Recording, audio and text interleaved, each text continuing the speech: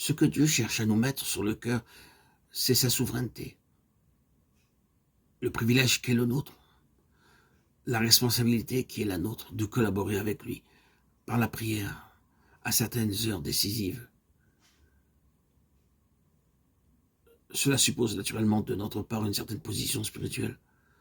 Pour que le Saint-Esprit puisse intervenir auprès de nous dans telles circonstances données où les intérêts de Dieu sont en cause, il y a de notre côté une position à atteindre, une condition à remplir. Cette position ou cette condition, c'est une préoccupation constamment en éveil pour le témoignage de Dieu. Or, cette préoccupation ne peut exister que si nous sommes au clair sur la nature de ce témoignage, en même temps que sur sa nécessité, ce qu'il y a d'impératif dans sa raison d'être.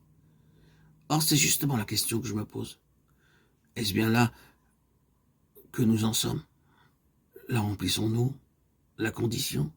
Sommes-nous préoccupés du témoignage du Seigneur, au point d'être toujours prêts à entrer en lice et à payer de notre personne? Oh. Ou bien est-ce notre propre témoignage qui nous tient à cœur, notre propre vie spirituelle, l'état dans lequel nous sommes, nous? Sommes-nous pour nous-mêmes un centre de préoccupation? Pour de bonnes choses, je veux bien, mais qu'importe.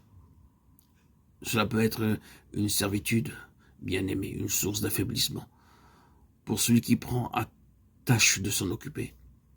Il n'y a rien de plus fortifiant, de plus libérateur qu'une vision d'ensemble, une préoccupation panoramique des intérêts de Christ. Il n'y a rien de plus déprimant, au contraire. Il n'y a rien qui paralyse comme le souci constant de notre propre vie spirituelle. Je ne suis pas loin de croire que les 9/10 de nos ennuis, de nos embarras ou de nos déconvenus nous seraient épargnés si nous étions moins occupés de notre propre état. Le secret de la joie et de la liberté pour beaucoup consisterait simplement à ouvrir portes et fenêtres spirituellement et à s'enquérir des besoins du peuple de Dieu, au près et au loin, et de l'état général du témoignage de Christ dans le monde.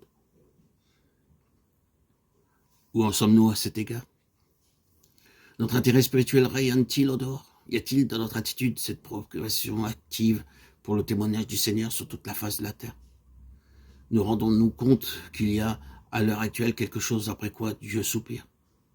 Savons-nous ce que c'est et comment il l'obtiendra? Nous préoccupons-nous de lui fournir les moyens d'arriver à ses fins? C'est à ce titre-là seulement que nous pouvons prétendre à une place dans ce témoignage. À toute époque, il faut à Dieu de ses collaborateurs. En sommes-nous